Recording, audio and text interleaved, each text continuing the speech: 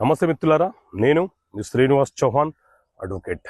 మిత్రులారా, ఎవరైనా ఒక మహిళ వివాహం కంటే ముందే అప్పు చేసి ఆ తర్వాత వివాహం చేసుకుంటే ఆ అప్పులకు గాను అప్పిచ్చిన వ్యక్తి భర్త మీద కేసు ఫైల్ చేయడానికి అవకాశం ఉంటుందా? సో మిత్రులారా, మన దేశంలో సివిల్ ప్రొసీజర్ కోడ్ సిపిసి అనే చట్టం ఉంది.